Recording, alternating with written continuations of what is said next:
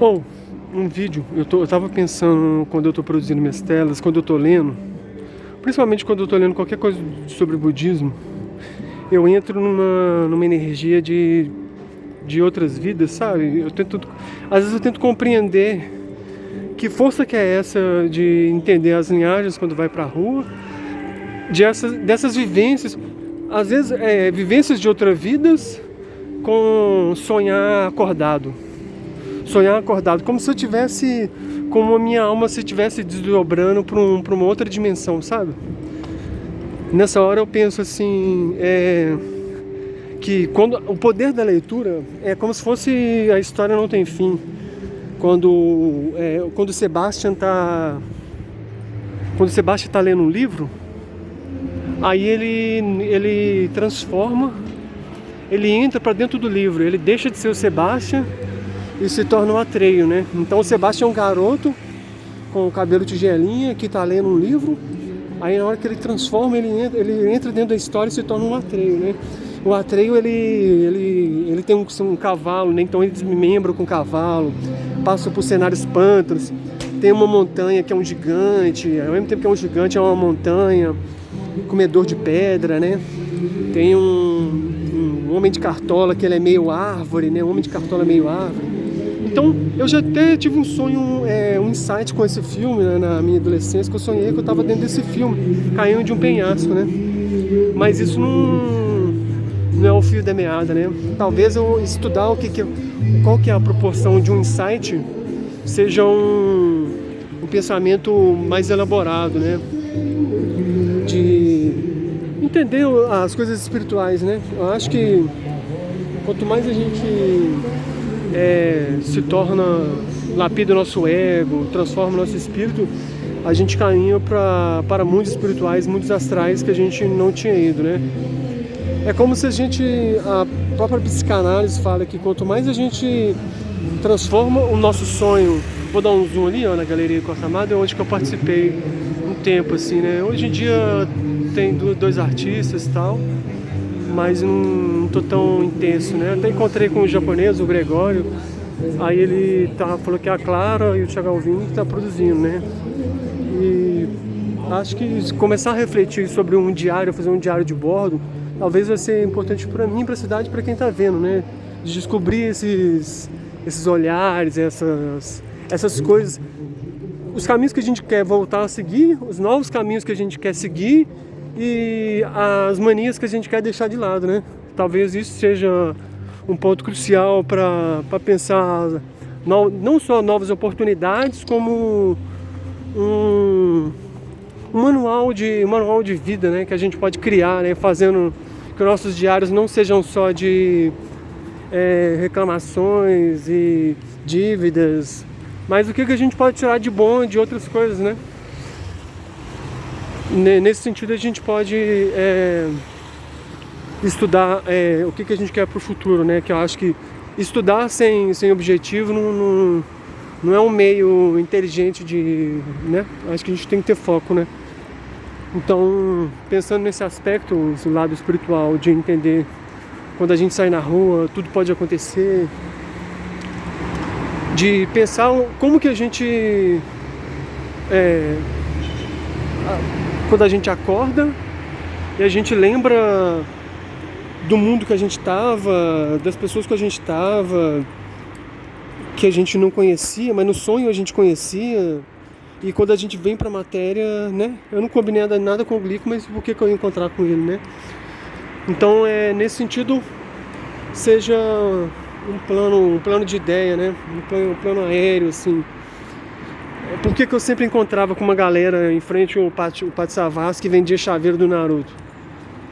E ia na igreja. Um dia ele pediu, se eu posso orar por você? Eu falei, pode. Ele orou por mim, sabe? Colocou na mão na cabeça, orou.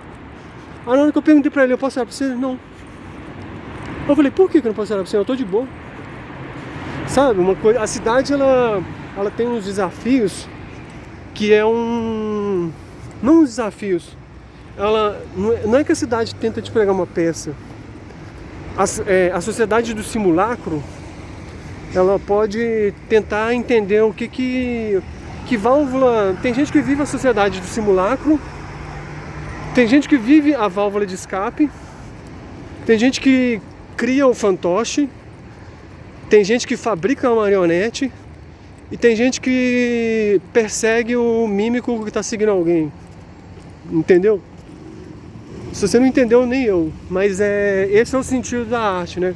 Quando eu estava numa exposição no Palácio das Artes, tem um espectador que ele perguntou para um curador da Bienal de Arte de São Paulo. Ele chegou perto dos curadores e falou assim: qual que é o critério de avaliação? Qual que é o critério para vocês avaliarem uma arte e para essas artes estarem inseridas na Bienal de Grafite? Aí os curadores falaram assim para o espectador: você quer saber? A gente escolhe a arte que a gente menos entende.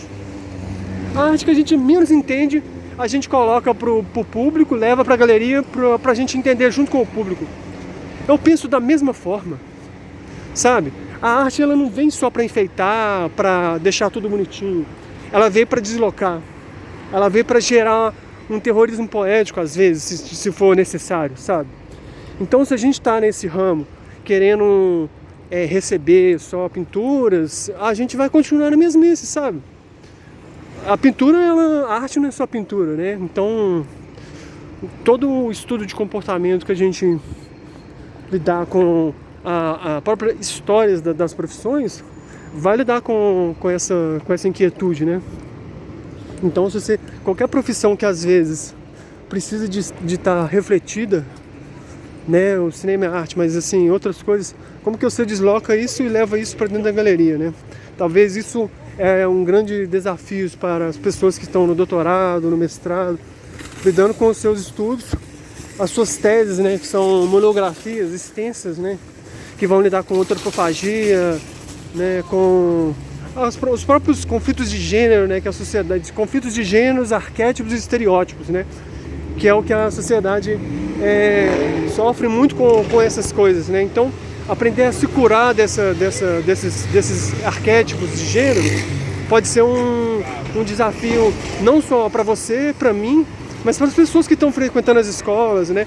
Que as pessoas podem ter paciência com os professores que estão ali, às vezes, investindo no seu tempo, às vezes o próprio salário dos professores, às vezes eles têm que tirar algo por fora para investir em prova, em uma série de situações que ajudam as pessoas a ter um emprego melhor, a ganhar bem, a se vestir bem, a alimentar bem e alimentar dos seus sonhos, né? Que é uma coisa principal, né? Eu acho que você que está assistindo aí, que sonha para ir para fora, se planejar, você pode ir com auxílio, né? Todo passaporte tem um auxílio. Você pode chegar no país lá, é o que eu imagino, nunca sair, e o país te ajudar, né? Mas se você pensa assim, em sair do país, tem duas coisas: você sai do país, o país te ajuda com auxílio, ou você quer trabalhar em outro lugar, em outro país. Pode ser uma coisa: você vai para o país só para curtir ou você vai para trabalhar?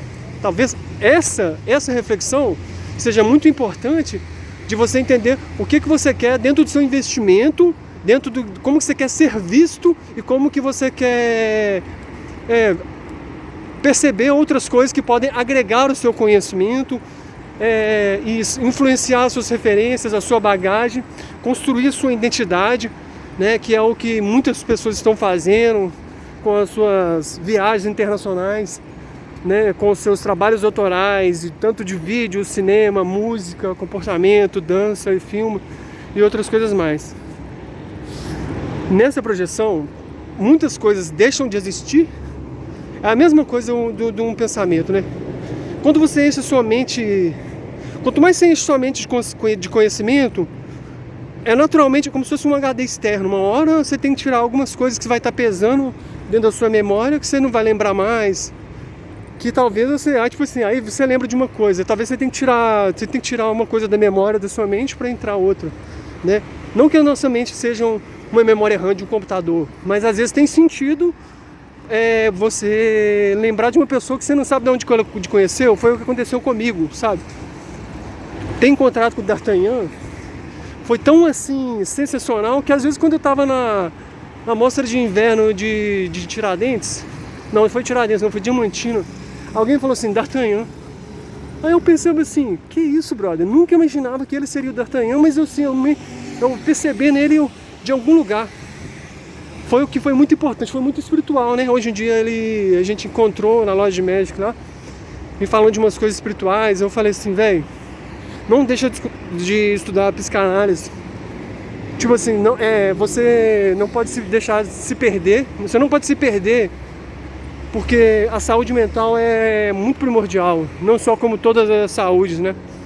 Então com todos os problemas, né? Saúde mental vai lidar com aquilo que aqueles pensamentos que ficam afugentando a nossa mente, que isso pode se tornar às vezes um problema por você não concentrar naquilo, no seu objetivo, nas suas metas, nas suas ideias. Então, galera, eu vou deixar uma despedida aí, que a gente possa ter mais pensamentos nas magias, nas nossas metas, nos nossos sonhos. A gente pode conversar, quando você for dormir, não vou te falar para conversar com Deus, que às vezes você não acredita em Deus, mas conversa consigo mesmo. Você conversando consigo mesmo, depois você vai responder na hora que você menos imagina. Fica com Deus e até a próxima.